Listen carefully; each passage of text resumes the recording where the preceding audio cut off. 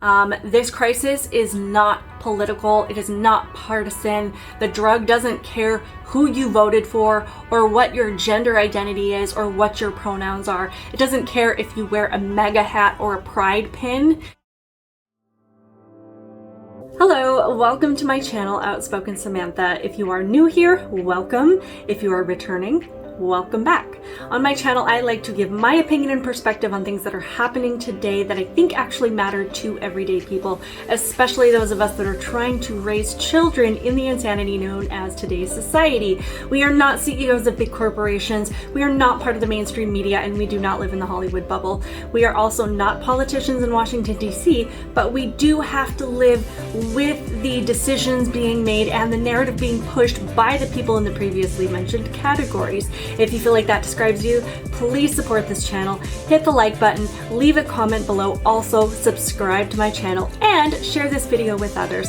All of these things help me to grow my channel and hopefully to reach more people who value logic, reason, and sanity. Also, be sure you are following me on Rumble in the event that YouTube decides I have violated their community standards and chooses to kick me off their platform forever. That being said, let's get into today's topic. So I have to say that I think that a crisis that we do not talk about nearly enough is the flood of fentanyl coming over our southern border. This is a crisis that has been hitting every area of our country and is now the leading cause of death for the age group between 18 to 45. It has surpassed homicides and accidental injuries and suicide and car accidents. And if you do a basic Google search, the first thing that comes up at the top of the page is the fentanyl surge is one of the greatest crises facing our nation. Drug overdoses are at a record high, killing more than 100,000 people a year. Every single number is someone's mother, father, brother, sister, or daughter. Today, it's hard to meet someone who hasn't been hurt or knows someone else in despair because of this crisis. You guys, we have seen the seizures, we have seen the photos, we have seen thousands and thousands of pounds of fentanyl being seized at the border and also in different areas of the country, because of the fact that the borders are wide open. And I am not saying that fentanyl had never been in this country before, had never been smuggled into the country before 2021 when President Biden took office. What I'm saying is, since then, open border policies have directly contributed to the fact that this has now become a national crisis. It is now the leading cause of death in this age group in young adults. So I think, first of all, it is really important to understand what fentanyl is, who makes it, and how it gets into the US. So first of all, fentanyl is a synthetic opioid that is up to 50 times stronger than heroin and 100 times stronger than morphine. It is a major contributor to fatal and non-fatal overdoses in the US. There are two types of fentanyl, pharmaceutical fentanyl and illicitly manufactured fentanyl. Both are considered synthetic opioids. Now, who makes it? Most fentanyl in the United States comes from China. China isn't where fentanyl originated, but because of the lack of regulations in the pharmaceutical industry there, the country is a large distributor of drugs and chemicals that are illegal in other countries. And how does it get here? Factories in China manufacture fentanyl or fentanyl precursors. It is then smuggled into other countries for illicit sale. In the United States, the Chinese manufactured fentanyl is smuggled primarily through Mexico. So where are we at now? Currently in 2022, and also what has been happening over the last year and a half, almost 2 years with this crisis. According to the Customs and Border Protection, you know, the people actually at the border, the people actually seizing this stuff and seeing the impact that it is having and the sheer volume in which it is being smuggled into this country, drug overdose deaths in the US topped 100,000 in 2021 for the first time ever in a single year. In 2021, US drug overdoses due to fentanyl skyrocketed, and as I said before, it is now reported to be the leading cause of death for Americans ages 18 to 45. Fentanyl is freely flowing across our borders, and seizures increasing by 134% in the fiscal year 2021. In that same year, 11,201 pounds of fentanyl were seized by Customs and Border Protection, which is enough to kill every American 7 times over. Criminal drug cartels are flooding the U.S. with counterfeit pills. More counterfeit pills were seized in 2021 than the previous 2 years combined, with 2 out of every 5 pills containing a potentially lethal dose of fentanyl. And also just a few days ago, on September 5th, another big fentanyl bust was made at the border in Nogales, Arizona, by Customs and Border Protection. 102,000 fentanyl pills, 14 pounds of fentanyl powder, and there was also cocaine concealed in a large ice chest, and I will show you a photo of that. So that is a massive amount of fentanyl, and like I said, that was just a few days ago. So this is something that has been a consistent problem for the past 2 years specifically, and it is directly related to southern border policies. The fact that our borders are wide open, people, no matter what KGP from the White House press room, sorry, my mind went blank, from the press room says, she says that people are not just walking over the border, that our borders are not open. Actually, most leftist voters will tell you that the border is not open, despite the fact that there have been millions of people that have crossed the border, reaching record high this year alone. So what we need to know is, how is this affecting teens and young adults? According to Healthline publication, researchers say the number of teen drug overdoses in the United States rose significantly in the past 2 years, despite overall drug use remaining stable. They say the main reason for the hike is increasing practice of lacing illegal drugs with fentanyl, a powerful synthetic opioid. Experts say most teen users aren't aware that they are consuming a drug that contains additives such as fentanyl. In the past 2 years, deaths of people ages 14 to 18 caused by drug overdoses have risen dramatically, according to new research. So this is not only the leading cause of death between 18 and 45, this is now significantly starting to impact the younger and younger age groups.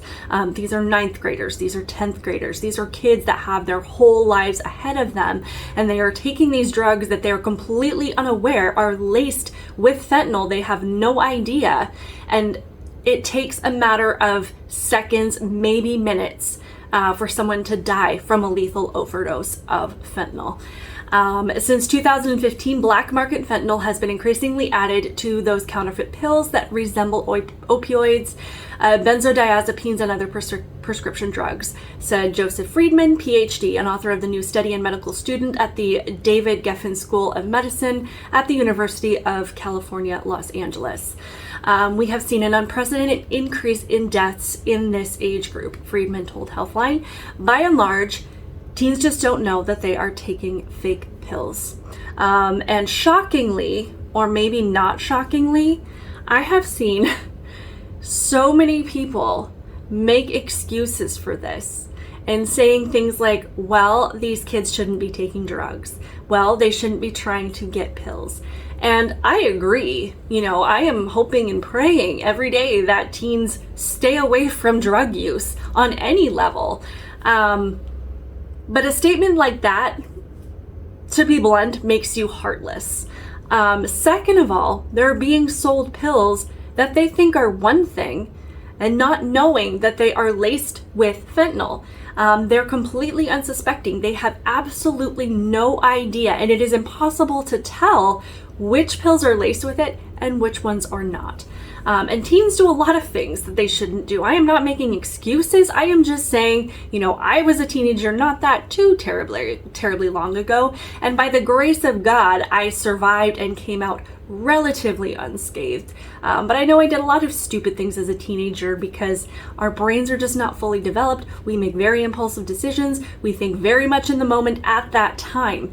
But a lot of things that teens do don't contribute to creating the leading cause of death of their age group. So the same article goes on to say these pills, which look like the real thing, include Oxycontin, Xanax, other benzodiazepines, and more, Friedman explained. These are medications that taken by themselves are relatively safe. This is not an example of more teens using drugs. They are actually at historic lows, but the supply is more toxic, he added. So it's not that there are more teens trying to get access to drugs or trying to buy drugs or trying to get involved in drug use. It's the fact that what they are getting is more dangerous because they don't know what's in it, and it's relatively easy to access. I have seen numerous stories where teens have purchased drugs from apps like Snapchat or TikTok, and it can be delivered straight to their home, completely unsuspecting by their parents. Their parents have no idea that they have ordered this. It's easy to purchase, and it's extremely devastating. And if we need just a few stories to drive home how horrible this thing has become, on October 8th, 2021, the New York Post reported fentanyl is now the leading cause of death among teens in an Arizona border county. In Medford, Oregon, arrests made after Medford teen dies of fentanyl overdose. The investigation began on the 4th of July when Medford police and Mercy Flight's ambulance responded to the 4000 block of Vista Point Drive and found a 15-year-old boy who had overdosed on fentanyl. Paramedics treated him at the scene, but he did not survive. The investigation revealed the boy was given a counterfeit oxycodone pill, which later tested positive for fentanyl. I've seen also numerous stories coming out of California. There's one here from Colorado Springs. This was just posted a few days ago. Colorado Springs man pleads guilty to providing deadly fentanyl to a teen. According to the plea agreement, on July 4th, 2021, the defendant met a 19-year-old man at Cottonwood Creek Park in Colorado Springs for a drug deal they had arranged through text messages. At the park, the defendant sold the 19-year-old 2 blue pills with imprints which said M and 30. Although the pills appeared to be prescription oxycodone pills, they actually contained fentanyl. Over the course of the next day, the victim ingested both pills. Late in the morning on July 5th, the victim's aunt discovered him dead in his bedroom. There was one that was just posted today, just a few hours ago, a 15-year-old Alabama teen dead after fentanyl exposure, according to Sheriff's Office. Like I said, I've seen, most of the stories I've seen came out of California, but this is something that is affecting everybody everywhere. There is no state or city or community that is safe from this crisis. But on top of that, if you had never heard this before, San Francisco, which also happens to be Nancy Pelosi's district, is known for something called the fentanyl fold, which is when a drug user literally falls asleep while standing up, but his upper body or her upper body is bent forward. I read an article that says it's due to the downer nature of fentanyl and its side effects. Let me show you a couple of pictures of what that looks like.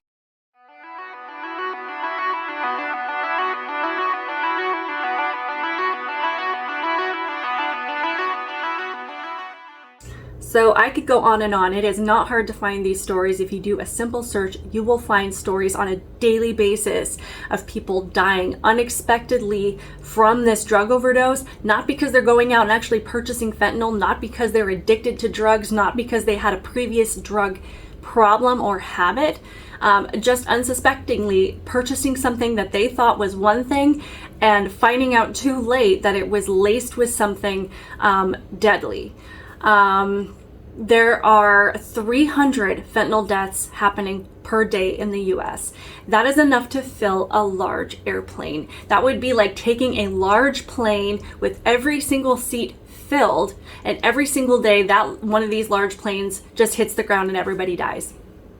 One of those every single day. And if that were happening, we would all be looking at the airline in charge, and we would be looking at the company directors, and we'd be looking at the CEO and being like, what are you doing to solve the problem? What are you doing to make this safer? How are you going to address this issue? And I mean, in all likelihood, we would probably all abandon that airline and be like, I'm not taking my chances. But every single person, especially those that had lost loved ones, would be protesting against the blatant neglect and carelessness of the company directors, of the people in charge.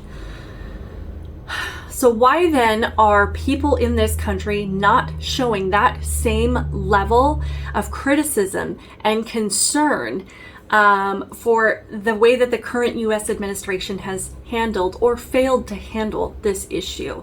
Biden has been at the head of this country the entire time that these deaths have been skyrocketing, directly related to policies that are allowing this to come into this country at record rates. He spent 4 years railing about the mishandling of the border, about inhumane policies and racism and being xenophobic, and how much he cared so much more about human lives and about how much more the left really cared about these people and about saving lives. But since Biden took office, he has not been to the border one time. Kamala Harris went to, I believe it was El Paso, I can't remember, someplace that was not even remotely close to the border, one time. They have lied about Border Patrol agents whipping immigrants that come across the border. They have refused to allow photos, to have photos taken of the inside of detention centers. Everything has been to avoid the crisis that is happening at the border. Everything has been complete neglect of the situation. And people are dying because of it. And it's not just an airplane full of American citizens. It's not just 300, enough to fill this jet with 300 Americans. These are 300 of our teens, of our young people that are in this plane every single day, hitting the ground and bursting into flames. But if you thought our young children were safe from this crisis, this is where it truly, I mean, not that it wasn't horrifying before, but this just is like another punch to the gut and makes me absolutely terrified as a parent. My kids are not in that teenage age group. They're not far from it, but it doesn't mean that they are safe from this crisis. Have you heard of something called rainbow fentanyl? According to addictionresource.net, authorities along the West Coast in Arizona, California, and Oregon have issued warnings about rainbow fentanyl, a drug that some worry could be targeting minors. This drug, containing the opioid fentanyl, may be deadly in small doses. Law enforcement officials have seized batches of pink, green, yellow, and blue colored fentanyl that have been described by authorities as rainbow fentanyl. Drugs identified as rainbow fentanyl appear as powdery blocks with the consistency of sidewalk chalk. The drug may also come in the form of colorful fentanyl pills, and this is what that looks like.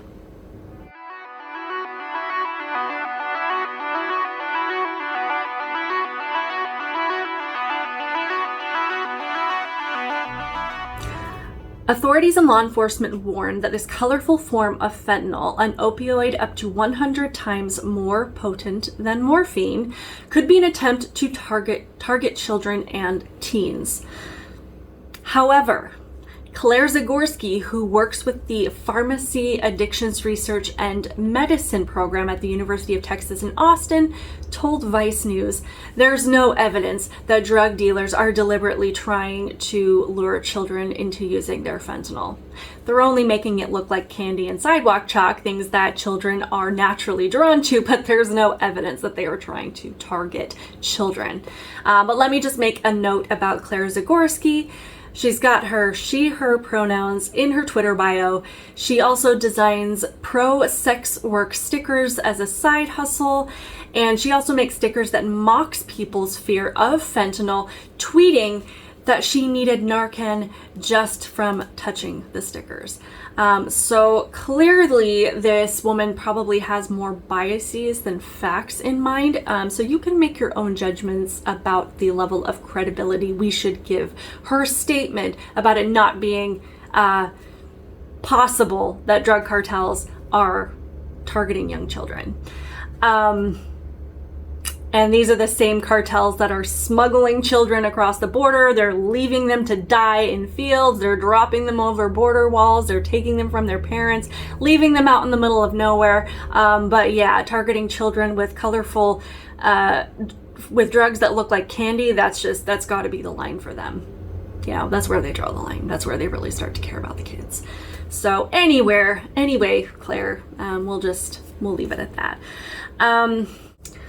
So I cannot stress enough how big of an issue this is, and nobody is safe from it. I have seen numerous reports. I have seen parents talking about this, absolutely heartbroken over the loss of their young teenager, just so unexpectedly, so needlessly.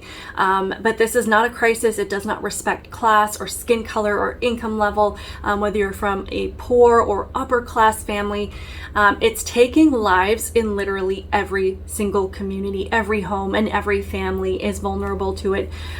There is no one that is not at risk to losing someone in this way. And while Biden is out there telling the country that MAGA Republicans do not respect the rule of law and that we're extremist threats to this country and that we don't care about saving lives, we have been trying to get him to the border to address this problem for almost 2 years. I have seen numerous senators go to the border in groups begging Biden and Harris to come down to the border and talk to these communities and these cities that are struggling, that are being inundated with crime and with murder and with finding illegal immigrants that have come over the border dead on their properties or having to carry firearms and rifles just to walk on their property because it is not safe anymore. There have been border towns and cities and ranchers that have been begging this administration for 2 years. You can find this information anywhere. I will link it in the description box. But they've been begging for them to come down and solve this problem. And he's out there saying that MAGA Republicans are the threat. We're the ones that are trying to get him to address this problem and to actually make it a priority. And he has expressed zero interest. But if you ask KGP, the White House press secretary, she will stand up there and say, we're securing the border. There aren't people just walking over the border. This isn't a problem. So which is it? They care about saving lives, or they don't think it's actually a problem? But we've been talking about these skyrocketing overdose rates for years and the danger every single American is in because of what's coming over the border. We want people to be vetted and we want the border to be secure, and for exact reasons such as this, among many others. This crisis is not political. It is not partisan. The drug doesn't care who you voted for or what your gender identity is or what your pronouns are. It doesn't care if you wear a MAGA hat or a pride pin. This is about the difference between saying you care about American lives and that you care about the safety and security of the people that you were elected to serve, Mr. Guns and MAGA extremists are the biggest threat we face, and actually showing that these things matter through your actions. And when you fail to act and when you fail to actually demonstrate your care and concern for people, you can say anything in the world, but when your actions don't match up, you are not fooling anybody. Well, actually, unfortunately, you are fooling some people, but most of us with, more than 2 brain cells to rub together, don't believe you. We would like to believe you. We would like to actually see some action. We would like to actually have a president that demonstrates his care for the country and care for the citizens and prioritizes the safety and well-being of Americans first. So far, we're not seeing that. So, but because these actions prove to be nothing but partisan politics, where, you know, you're going to the border numerous times to paint your opponent as someone who doesn't care about lives, and then you immediately stop the second you get into office, and you let this deadly drug infiltrate our country and take the lives of our teens and now potentially our children. And what we're also not seeing is an end in sight. We're not seeing any action that shows that anything is being done to stop this, that drug cartels are being addressed, that smuggling is being stopped by anybody but our Border Patrol agents, who have received very, very little support from this administration. In fact, more attacks than support from this administration. So this is something that is going to continue to be a problem. And we're going to see a lot more deaths and a lot more hardship and heartbreak because of this. And like I said, this is not a respecter of income or class or status or skin color or belief system. This is something that is affecting every single community, neighborhood, school, city in America. And it is extremely heartbreaking, and it is extremely terrifying because it's something that you literally cannot predict and you cannot detect. Obviously, talk to your teens about the fact that this exists. Let them know, do not order drugs and buy drugs from somebody on a social media app. It's not to say that prescription drugs are exempt from this, but I've seen a lot of stories of people that bought, you know, what they thought was one thing from a source on a social media app like TikTok or Snapchat, and, you know, later found out the hard way that it was not what they thought it was. So that's one way to kind of stay on top of it.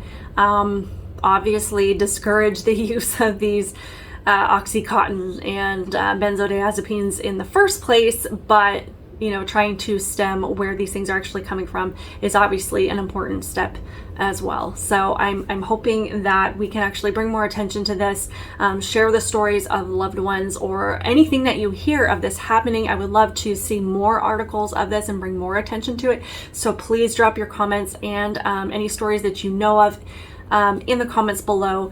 Please like and subscribe this video. Please share it, and I will see you next time.